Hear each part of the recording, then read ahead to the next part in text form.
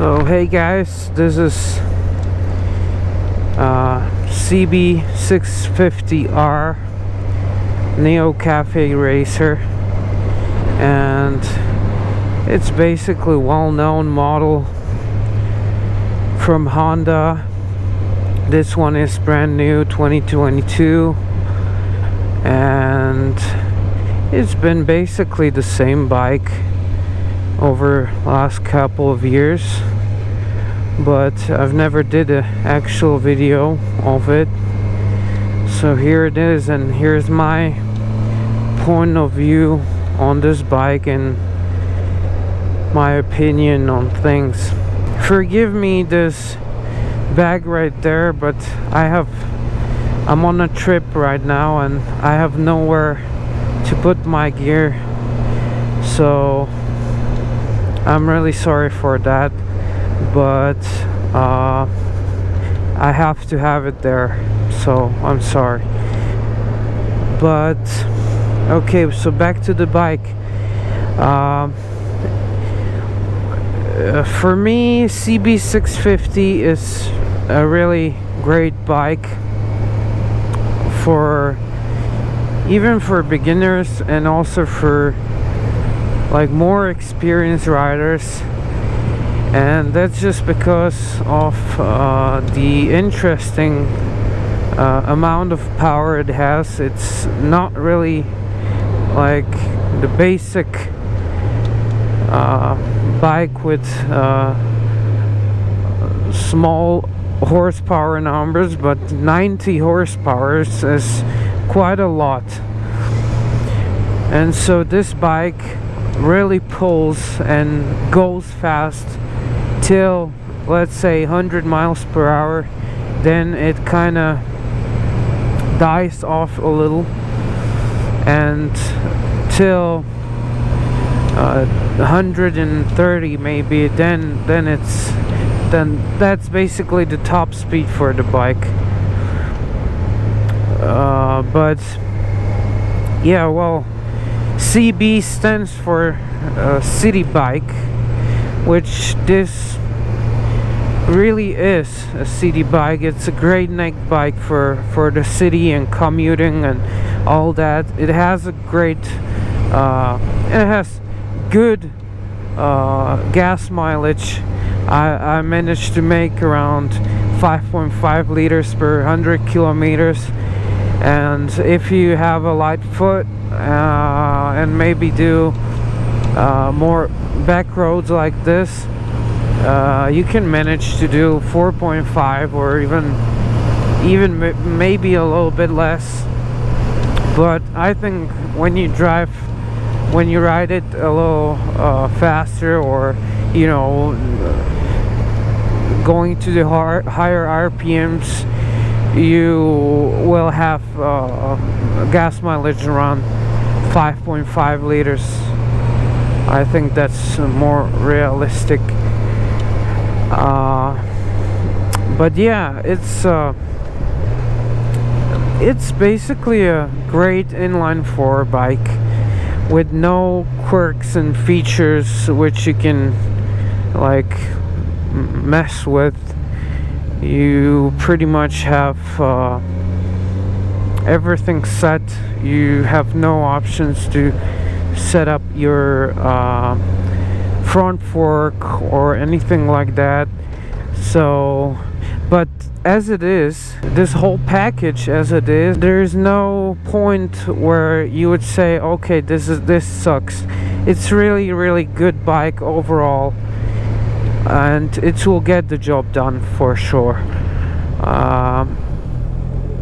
When you want to go on racetrack, you might have a lack of power, and I'm saying this from experience, because last year I've been on a racetrack, but well, I'm not exactly the guy who should say this, because I don't really know how to ride on the racetrack yet. I'm still in the process of learning it. Look at the scenery. Look at this. Look at this. this is what we bike for, right? For moments like this. That's so beautiful. Sunday sunset. This is gorgeous. This is just awesome. So yeah, it's a great package for everyday riding, for small trips. This weekend I did well, almost 300 kilometers, even maybe a little bit more.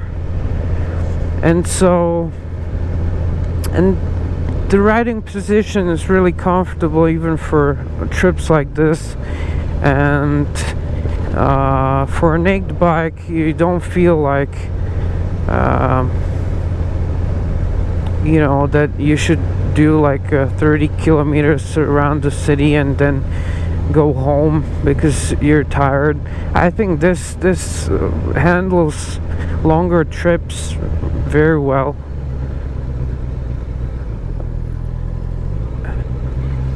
And you can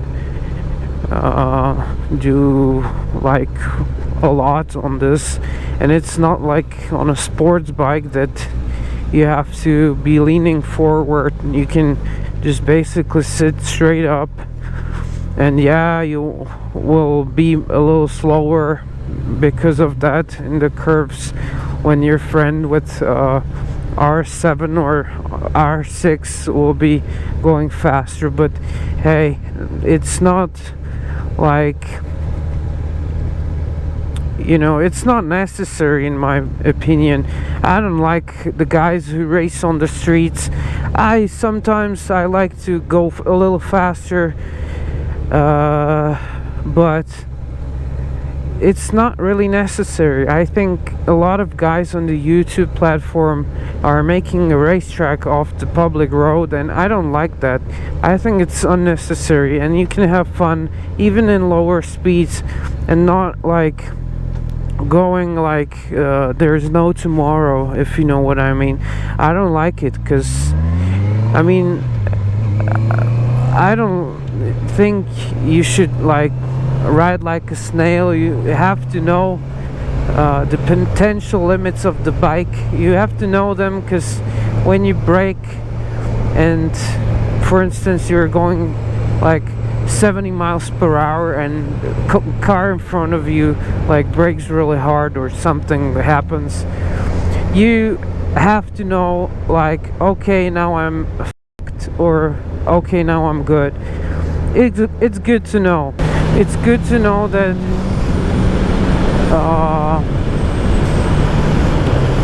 what the bike is capable of, you know, because then you know, if you're in a critical situation, then you know like what to do. But to be trashing it all the time, I don't feel it's necessary, and you're playing with fire basically, because you never know what's behind the corner. You can get into some trouble, and when I see those videos, I know that they are better riders than I am, most of them, but I still feel like it's much more dangerous than it should be. And I don't think it's really necessary to play with your life like that. So for most riders, I believe that this bike, this CB650, is more than enough to enjoy the fun, enjoy the speed also, and enjoy